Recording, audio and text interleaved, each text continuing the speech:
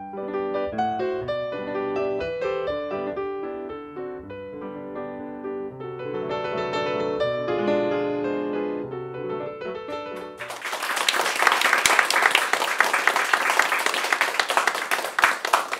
안녕하세요. 네, 한국교회사연구소 부소장 신지철 바오로 신부입니다. 네, 이제 지난 주에 이어서 오늘 다시 성지 이야기 함께 하도록 하겠습니다. 우리 시작기도 주님의 기도 함께 바치겠습니다. 성부와 성자와 성령의 이름으로. 아멘. 하늘에 계신 우리 아버지, 아버지의 이름이 거룩히 빛나시며 아버지의 나라가 오시며 아버지의 뜻이 하늘에서와 같이 땅에서도 이루어지소서. 오늘 저희에게 일용할 양식을 주시고 저희에게 잘못한 일을 저희가 용서하오니 저희 죄를 용서하시고 저희를 유혹에 빠지지 않게 하시고 악에서 구하소서. 아멘. 성부와 성자와 성령의 이름으로. 아멘. 네, 반갑습니다. 이번 시간에는 여러분들과 함께 이제 세계 여행을 좀 떠나려고 해요. 네, 이탈리아가 중심이 되겠지만 우리 성지들 중에서 우리나라에도 정말 너무 많은 좋은 성지들이 있잖아요. 그런데 이런 성지들이 어디서부터 시작됐고 가장 오래된 곳은 어디고 이런 것들이 되게 좀 재미있잖아요. 그래서 한번 오늘 이 시간에 한번 알아보도록 하겠습니다. 자, 이 질문부터 한번. 저는 절대 답을 모르는 건 물어보지 않아요. 네. 그래서 교회 유적 중에서 가장 오래된 곳은 어딜까? 네. 여기 저는 답을 꼭 알려드린다고 했죠. 네. 두라 에우로포스 아니면 두라 유로포스라고 하는 곳인데요. 이곳은 어떤 곳이냐면 시리아 요쪽에 있어요. 여기는 기원 후 257년경에 사산 왕조라는 그 왕조에 의해서 짓밟힌 곳입니다. 그래서 멸망을 해요. 그 이후로 그냥 말 그대로 더 쌓이고 이쪽이 좀 더 굉장히 뭐라고 해야 되죠? 사막 같은 그런 살기 힘든 어떤 그런 것들로 저희는 생각이 들잖아요. 그래서 보면은 이렇게 돼 있어요. 근데 여기가 어떻게 발견되냐면 1920년에 30년경에 영국군이 참호를 파다가 전쟁 중에 여기가 발견이 됐어요.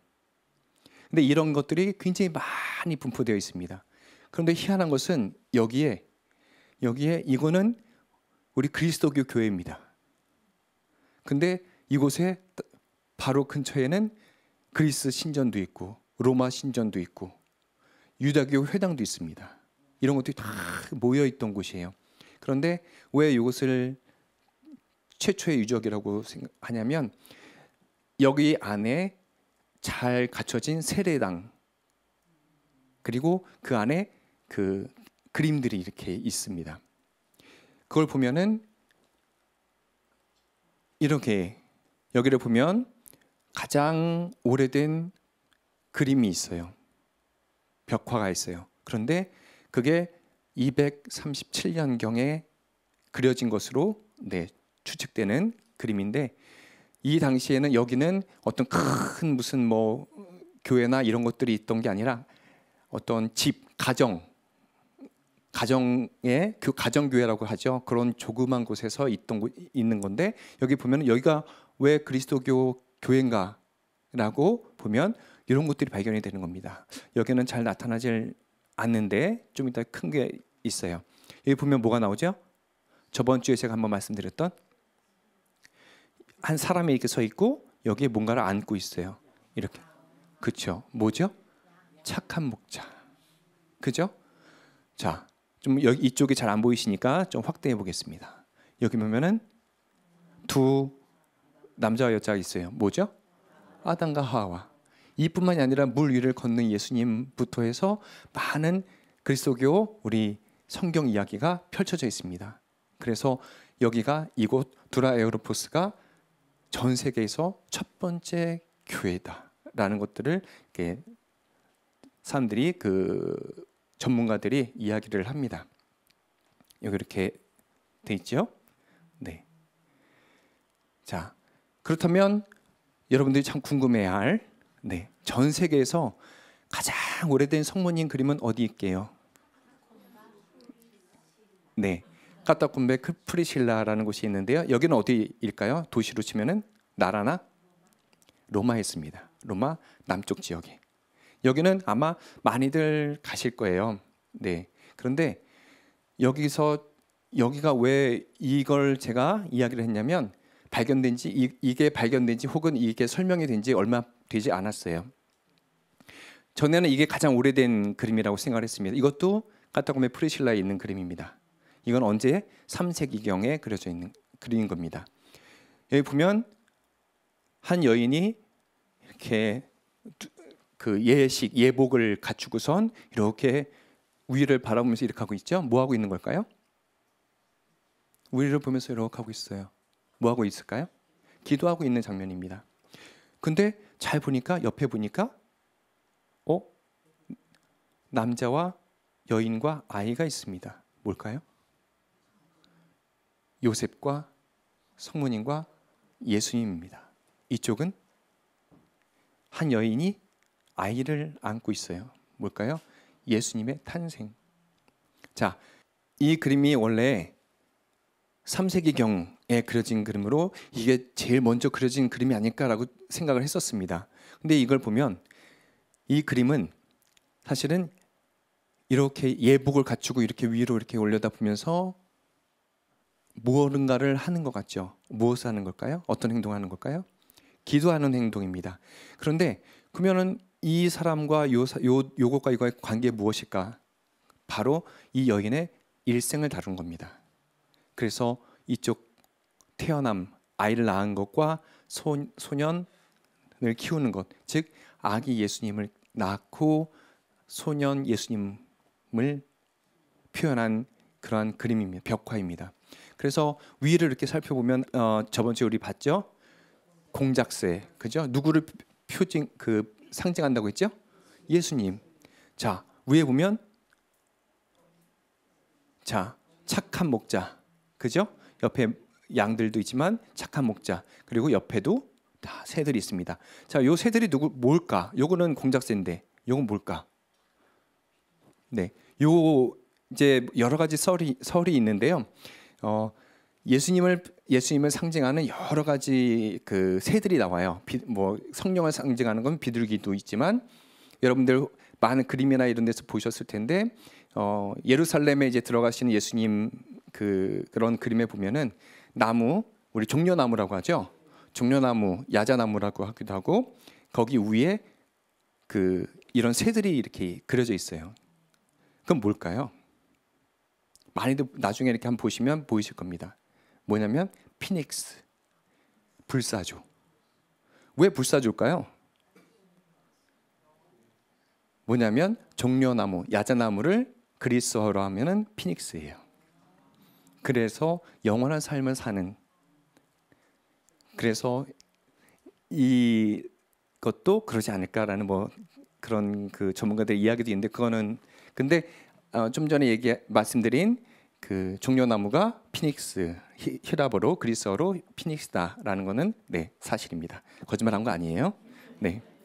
자, 근데 이게 발견이 됩니다. 같은 곳에서. 카타콤베 프리실라는 약 지하로 한 20m 이상 들어가야 되거든요.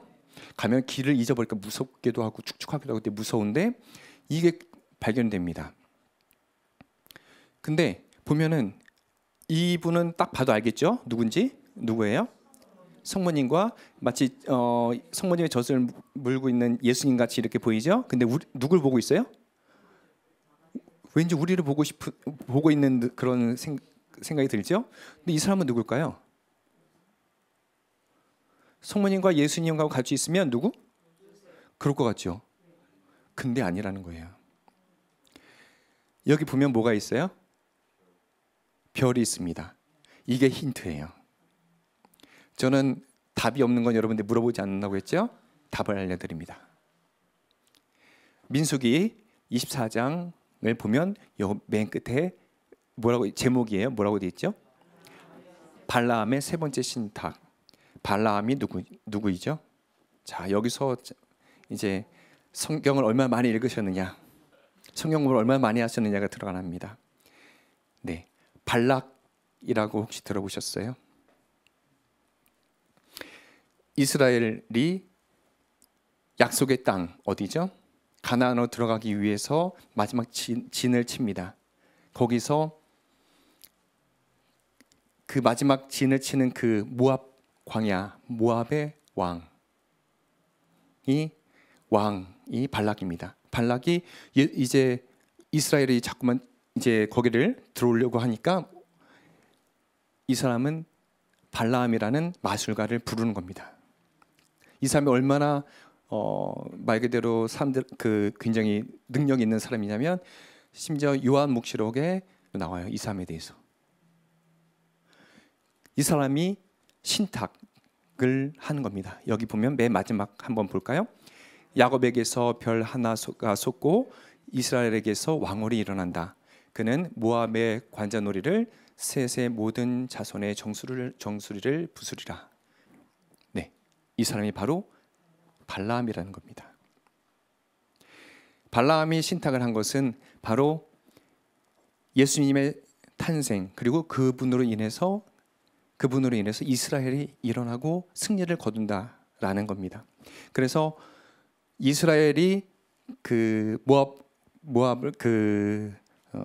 모압을 이제 광야를 이제 쳐들어가서 가나안을 차지한다라는 것을 넘어서서 그 이후에 야곱의 별을 이룰 예수님의 탄생을 이야기를 하는 겁니다. 이게 왜 성경을 읽어야 되는지에 대한 답이 되겠죠. 자, 이번에는 성녀 마리아 막달레나의 발이 로마에 있다. 들어보신 적 있으세요? 없죠. 저도 참 놀랐습니다. 그리고 이게 어디 있을까요? 네, 피오렌티나의 티니에 이제 우리 세례자 요한 성당이 있습니다. 여기에요. 다른 성당들과 뭐 다를 바 없죠. 근데 이 안에 들어가 보면은 여기가 누구를 기념하는 성당이라고요? 요한. 어떤 요한? 세례자 요한. 제대 여기 봤더니 뭐 하는 장면이 보여요? 잘 안 보이시죠? 이렇게 물을 붓고 있는, 예수님께 물을 붓고 있는, 세례를 주고 있는 장면이 여기 이렇게 보입니다. 직접 가서 보시면 되죠. 네. 그런데 사람들은 여기보다 여기를 더 좋아해요. 네. 발을 은으로 이렇게 감싼 겁니다. 원래 예루살렘의 왕이 프랑스 왕에게 그 마리아 막달레나의 발을 바치려고 했답니다. 그래서 그 마리아 막달레나가 예수님께서 부활하실 때 어디 있었죠? 무덤으로 달려갔죠. 거기에 있는 걸 가져왔답니다. 근데 로마에 도착해서 이거를 따로 이렇게 빼가서 제가 기억하기로는 2012년인가요? 네, 바로 이 성당으로 이걸 옮겼습니다. 네, 한번 가보시면 좀 이상하기도 해요. 발만 이렇게 있으니까. 네, 근데 이 안에 뭐가 있는지, 뭐 그 흙이 있는지 혹은 그분의 이제 뼈가 있는지 이거는 저도 정확하게 설명을 듣지는 못했지만 교수님으로부터 그 교수님 이야기로는 여기에 아마 마리아 막달레나의 발뼈가 있을 거다라고 얘기를 하는데, 왜냐하면 마리아 막달레나의 그가 돌아가신 데가 어디일까요? 집이 에페소였습니다. 그래서 에페소의 마리아 막달레나의 집도 성지예요. 근데 여기가 오히려 더 큰 성지가 됐습니다. 왜냐하면 여기 이 성당이 어디 근처냐면 바티칸 근처예요. 그래서 성 베드로 성당에 베드로의 무덤에 가기 전에 마지막으로 들려야 하는 성지라고 해서 이곳을 많이 갑니다. 그래서 여러분들도 한번 가보시면 좋을 것 같아요. 그리고 왜 여기를 했냐면 이것뿐만이 아니라 요거 많이 보셨죠? 네, 하나님의 자비의 예수라고 제가 그냥 이름은 붙였는데 요 그림은 많이 보셨을 겁니다. 로마에서 가장 처음 그려진 그림이 이겁니다.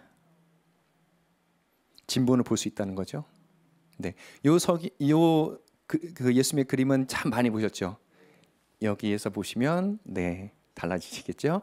네. 자, 마리아 막달레나 얘기가 나왔으니까 하나 더 알려드리고 싶어서 이거를 넣습니다. 자, 마리아 막달레나와 부활 달걀이 무슨 관계가 있을까요? 마리아 막달레나가 티벨리우스 황제가 불러서 갔는데 마리아 막달레나가 계란을 딱 쥐고선 예수님께서 부활하셨습니다라고 이렇게 얘기를 외쳤답니다. 그랬더니 황제가 야, 예수님이 부활했으면 지금 네가 들고 있는 그 달걀이 빨개지겠다. 그보다 그게 더 쉽겠다라고 얘기했어요. 그랬더니 그 자리에서 빨갛게 이렇게 했답니다. 그래서 지금도 정교회에서는 빨갛게 이렇게 칠해요. 7월 11일이 이제 마리아 막달레나 성녀의 축일로 지내고 있는데, 그래서 이 부활 달걀을 색깔을 칠하고 그림을 그리는 게 이때부터 시작이 됐다고 해요.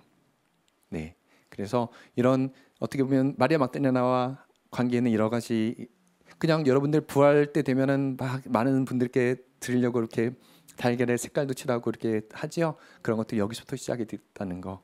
네, 우리 성당 가면 할 얘기가 막 많아지죠. 네, 너 그거 알아? 하면서 그죠? 네, 자, 이게 저는 참 너무 좋아해요. 여기를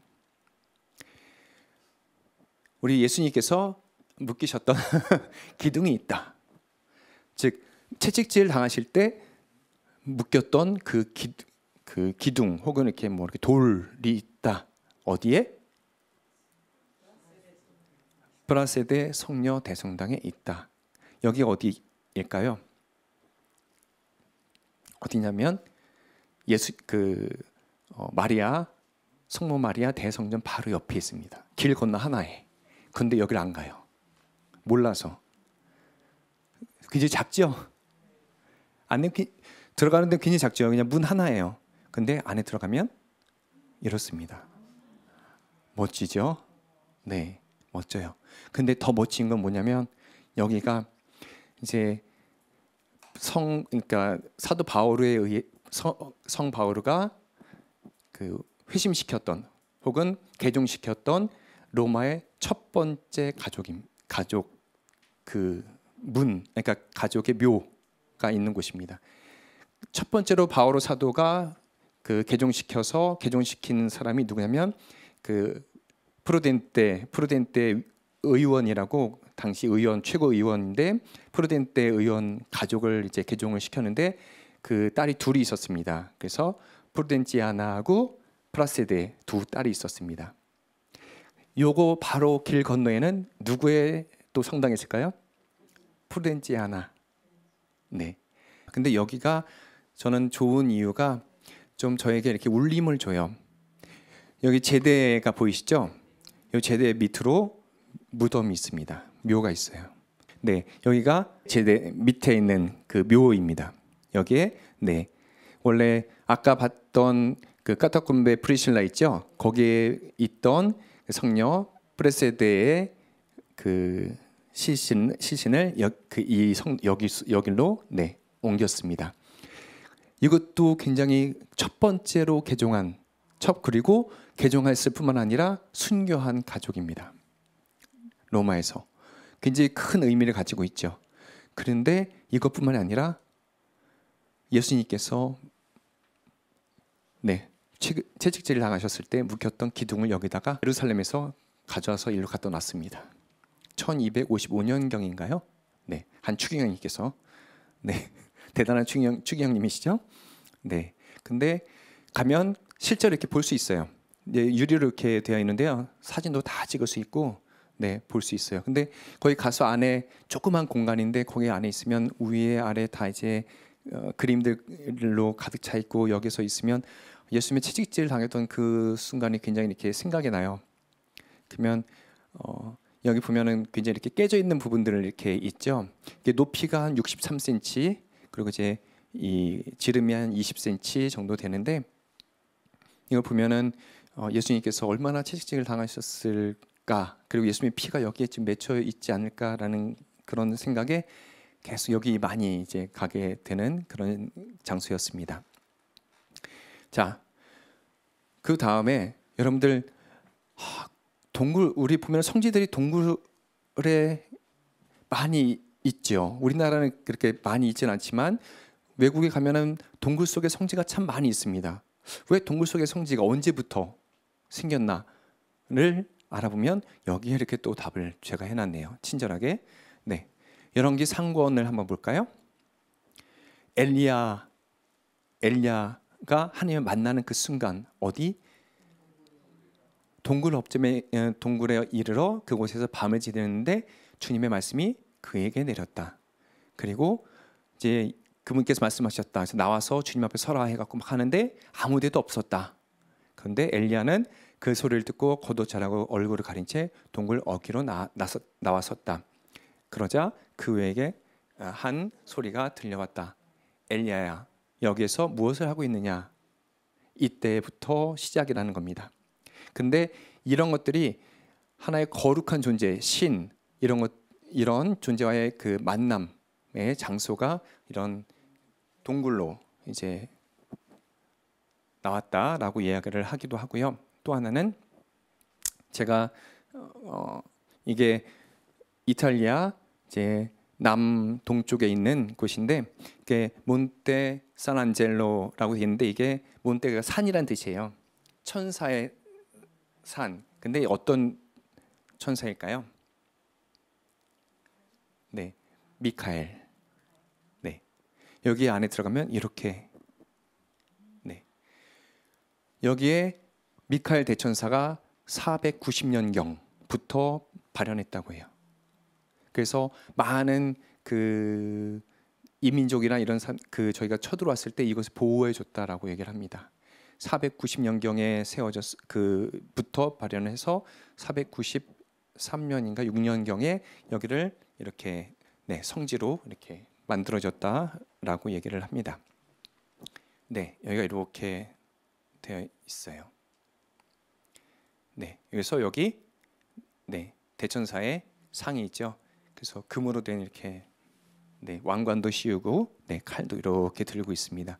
여기 가면은 동굴 속에 있기 때문에 굉장히 이렇게 좀 분위기가 굉장히 엄숙하고 그런 곳인데 혹시 여러분들 그 오상의 비오시모님 아시죠? 네, 그 성지에서 멀지 않아요. 그래서 거기 가보셨을 때 한번 여기도 가보시면 너무 좋은 시간이 될 것 같고요. 현대 이제 와서는 루르드의 성모 성지가 이제 이 동굴의 성지의 시작이라고 이야기를 합니다. 그래서 여러분 잘 아시다시피 1858년에 성모님께서 이제 루르드에 발현을 하시죠. 그래서 성모님의 이 동굴에 이제 다 이제 성지순례를 이렇게 하시면서 그리고 성지순례를 하면서 다니는데 이렇게 생겼습니다. 근데 이거를 계속해서 똑같이 만드는 곳이 많죠. 네, 우리나라도 많이 있습니다. 대구 성모당 아주 똑같이 했어요. 이거 잘 안 보이는데, 아내가 그 여기다 좀 전에 여기 이제 하나 동굴 있고 여기 동굴 있잖아요. 네, 똑같이 여기도 이렇게 동굴 여기도 동굴 이렇게 해놨습니다. 며칠 전에 저도 여기 갔다 왔어요. 네, 그리고 여러분들 잘 아는 절두산에도 이렇게 해놨죠. 자, 다음에는 판테온. 여러분들 여기는 많이들 가세요, 그죠? 판테온이라고 여기는 뭐 로마에서 뺄래야 뺄 수 없는 곳 얘기를 하는데 여기에 잘 모르는 것들이 있습니다. 뭐냐면 기적의 성모 이콘이 있습니다. 그리고 성령 강림 대축일에는 장미꽃 축제라고 제가 이름을 이제 붙였는데 성령 강림 대축일에는 굉장히 막 울먹이게 되는 그런 순간이 오는데요. 자, 한번 보실까요?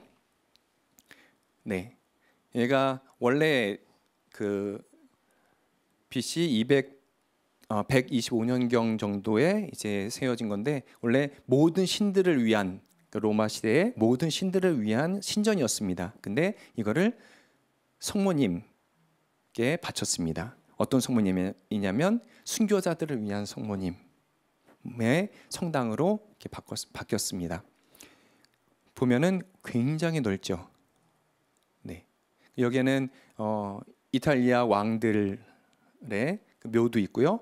그 화가 중에 라파엘로라는 그 사람의 묘도 이쪽에 있습니다. 근데 이게 얼마나 크냐면 43.3m일 거예요. 높이가 엄청나죠? 근데 더 무서운 거는 이게 기원 전에 세워졌다고 했잖아요. 요 높이와 요 원의 지름하고 똑같아요. 그러니까 동그란 그 구슬이 하나 크게 딱 들어갈 수 있다는 거예요. 네, 그 옛날 시대에. 근데 여기 보면은 여기에 하나의 그림이 있습니다. 근데 이 그림을 보면 이게 있어요. 609년에 그렸던. 그래서 이게 나무가 돼서 다 갈라졌지요. 네, 근데 이 그 이콘이 많은 기적들을 일으켰다고 얘기를 해요. 그래서 많은 분들이 이렇게 찾아오시고 보시곤 하는데, 자, 그래서 여러분들께 하나 잠깐 보여드릴 게 있습니다. 아까 성령 강림 대축일 때, 네, 했던 것, 네, 요거부터 이게 이제 위에 이렇게 봤을 때, 네, 위에 여기가 이렇게 없죠. 네, 여기가 그러니까 9m예요. 이 지름이 대단하죠. 네, 여러분께 한번 요거를 보여드리고 싶어서 네, 유튜브에서 이렇게 잠깐 빼왔습니다. 한번 잠깐 볼게요.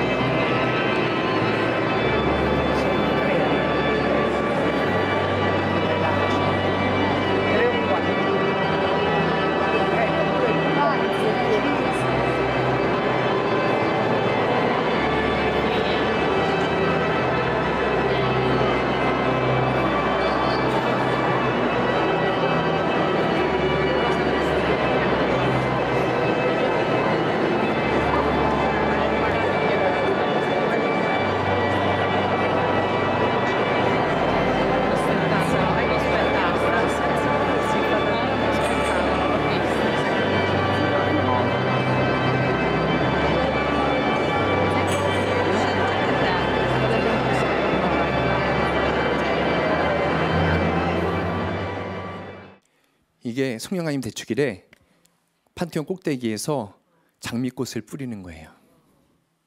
자루로 막. 누가 뿌릴까요? 소방관들이 뿌립니다. 근데 저게 너무나도 아름다워요.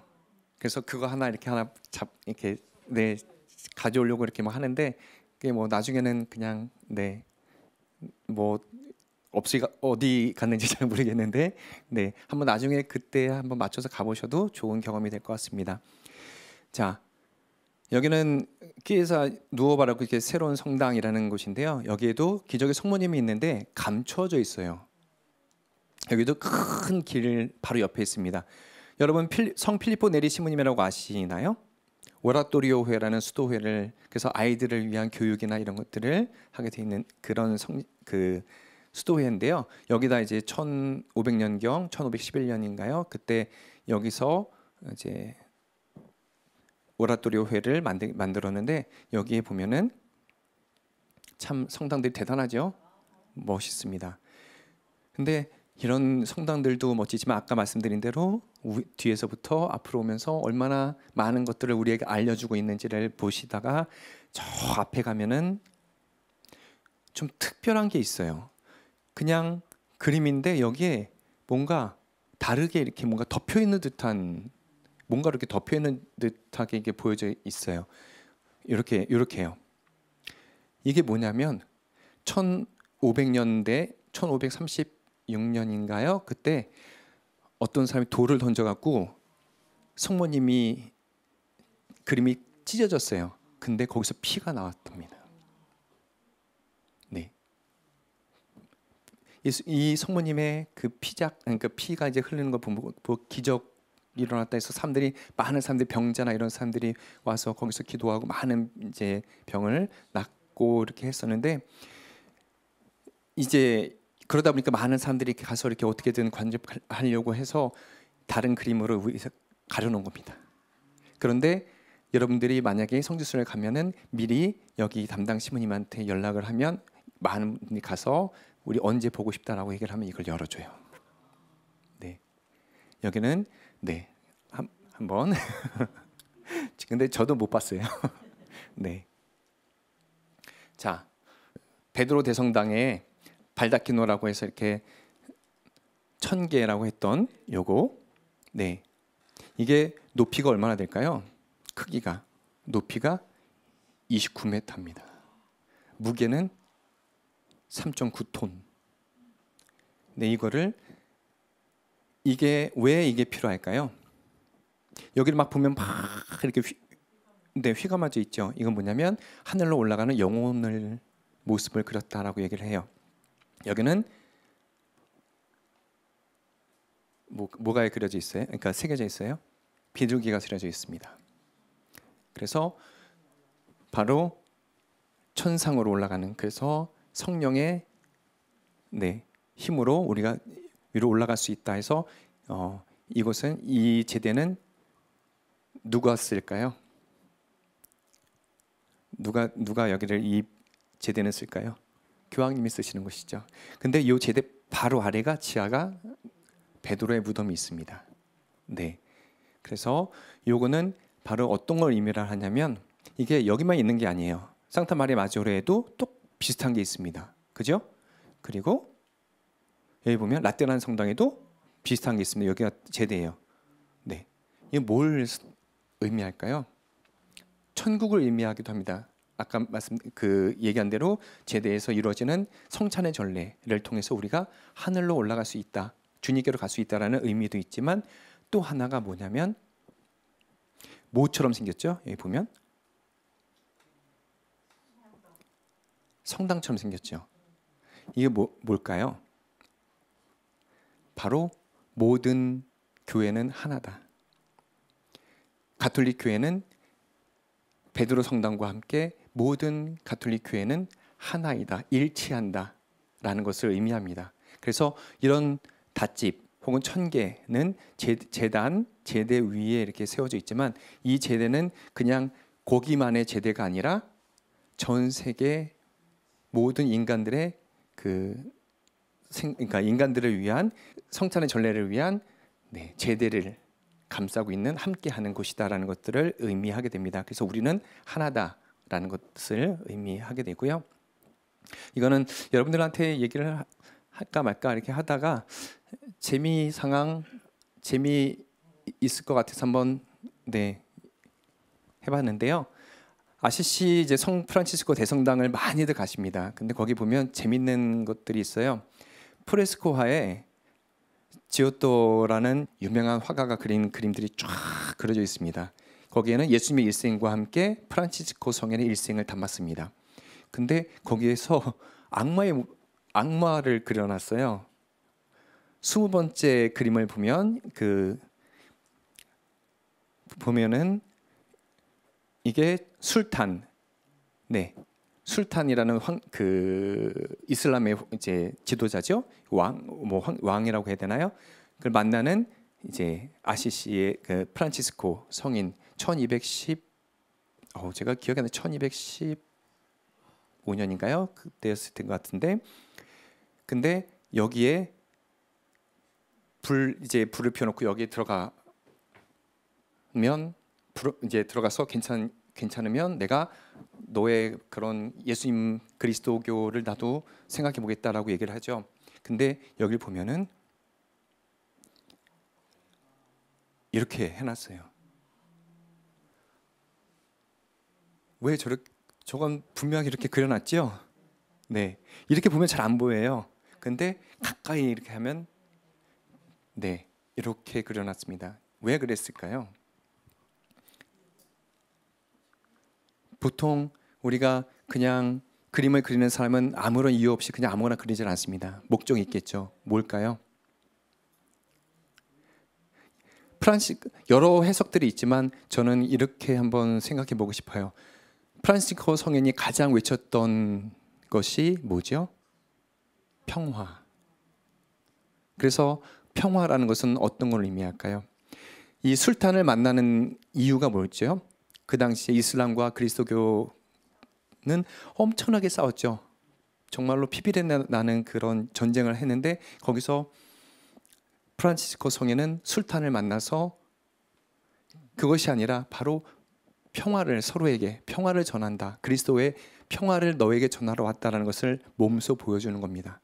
근데 그 평화를 방해하는 것은 어떤 거죠? 사탄의 장난.